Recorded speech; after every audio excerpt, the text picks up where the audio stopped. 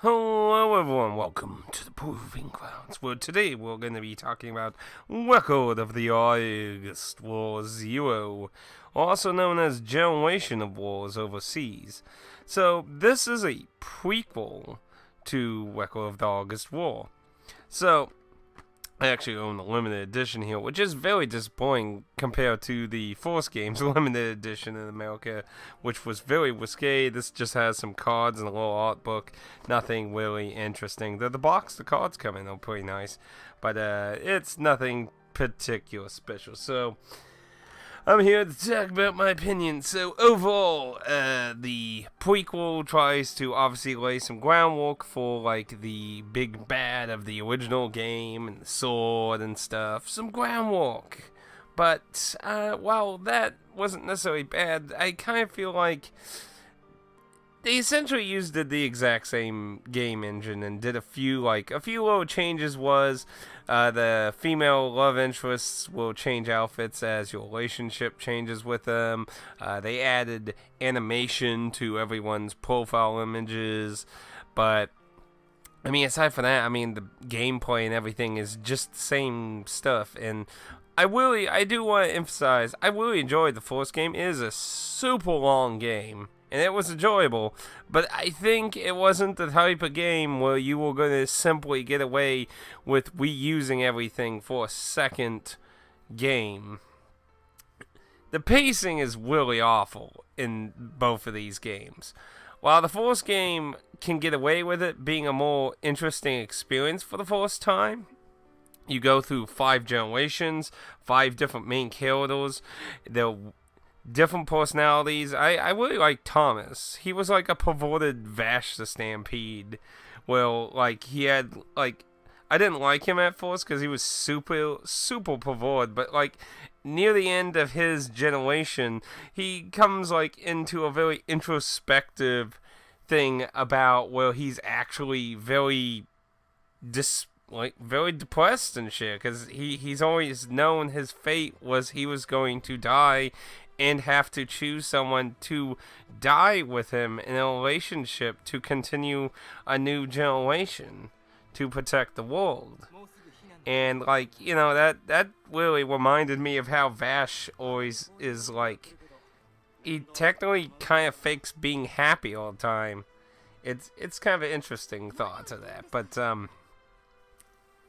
I thought the Force game was able to really get away with the bad pacing being, well, the Force game. It had a interesting foundational idea. The generational RPG thing, while it's definitely not the Force game to do it, there aren't a lot of games that do it. And when you have a whole series, which currently has 4 entries that do nothing but that gives it an interesting idea, because it's definitely not really used. But the prequel, well, the sequel would actually change up things.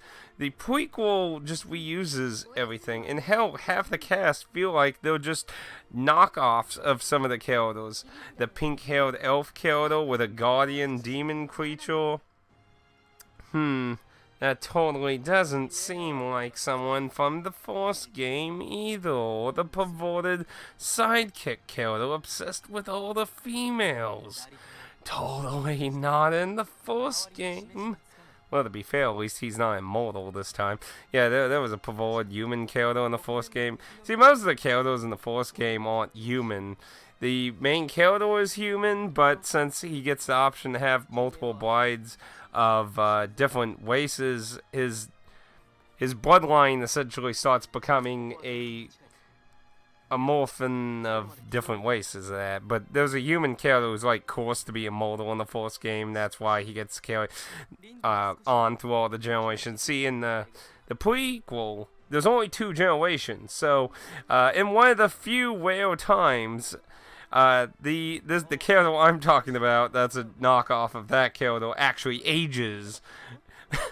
When most of the characters don't ever experience that. So I guess that's another little difference though, but if you played the Force game, you'll know most of the formula. You really will be encouraged to use the link squares. This is a tactics style game, not a huge tactics board, but it is a chessboard system, and characters have a unique, if you play a tactics game, a lot of stuff will seem pretty familiar. The two biggest differences that your skills are based on your AP supply. So you can do multiple attacks based on how much they cost in AP and how much you have in reserves of AP. And the link system. Each character has a unique positions around them where they're standing. Where if a party member stands in that, they become linked to each other.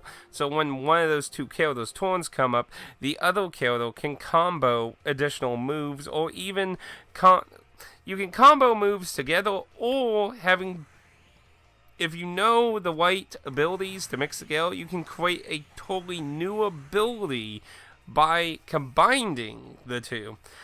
And then you can use special abilities and crap and deal all kinds of massive damage, break their defense, or even overkill them, which gives you extra rewards, which these things were in the original game.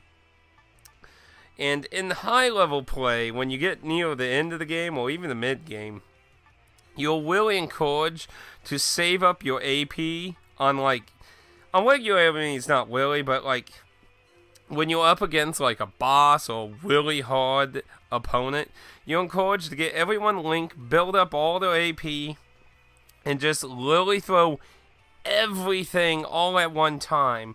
Because if you break their defense, you can get more damage in, and thus, kill them easier on that. It's really a repeated formula that you'll use for a large portion of the game once you get outside the beginning of the game, and it gets kind of monotonous. Like I said, if you played the Force game, there's not really much new here. There are a lot of reused assets, sprites, characters, shops, weaponry, but it's all crammed into 2 generations, and it just doesn't feel like a whole lot of evolution. Like, this was just...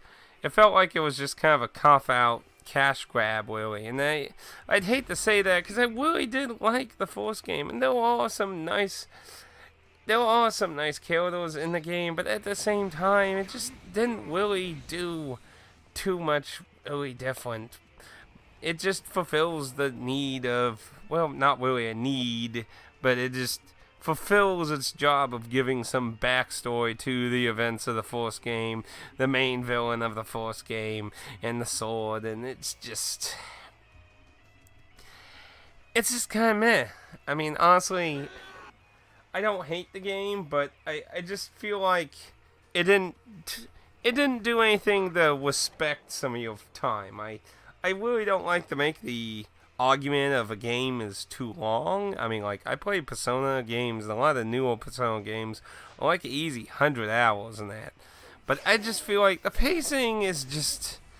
The grind, the farming of items, and everything just feels like it's worse in this game compared to the first one. It feels like they rushed so much of the pacing within these 2 generations, where in the first game you had 5 generations until you got to the 3rd generation, which is where I would consider the big ramp up of the difficulty in the first game.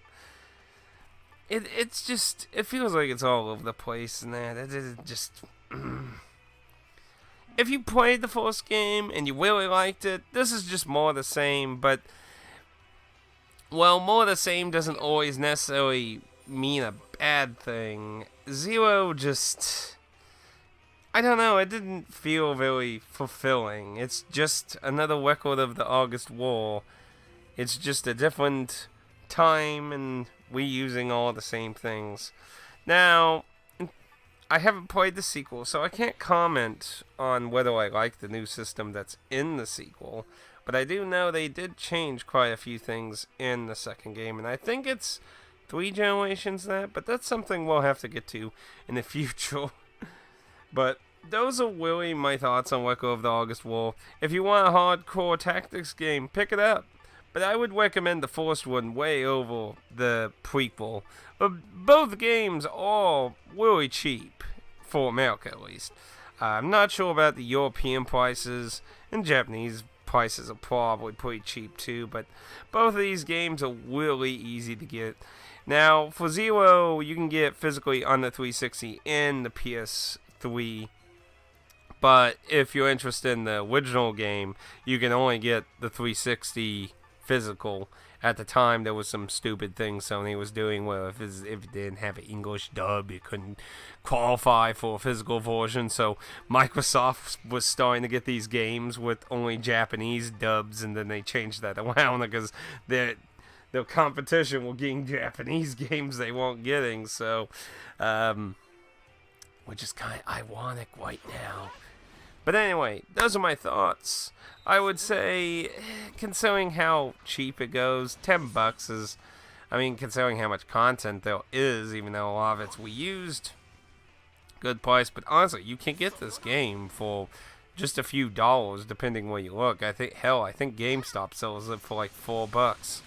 So it's a pretty cheap tactics game with a lot of content, but I feel like the first game was way more balanced, but they're both cheapos, so I definitely would recommend the first one over the prequel. But if you don't mind the same old without any real, I wouldn't say any real improvements to it, it's just more the same. But it is very grindy and crafty, so warnings beware on that, especially if you don't like crafting. I'm not a big fan of crafting, and that's where you get a lot of your cool weapons, so... But anywho, it's been a long journey for me for this game. It was one of my really old Let's Plays. I think I started in like 2010 or something. It's been a long time since I started, and a lot of the end portion was did a little, then didn't play it for a long time and that. So it's nice to get this one shelved after having it out for so ever long, and hopefully maybe I can give the sequel a try sometime after I take a little break from these. Anyway, thank you for watching. If you feel like you learned something a little interesting in this video, please feel free to leave a like. And if you felt like you didn't get anything at all, feel free to leave a dislike. Completely guilt-free. Until next time, praise the sun and be careful in the proving grounds. There are prowling wolves everywhere. どうだった？私の作った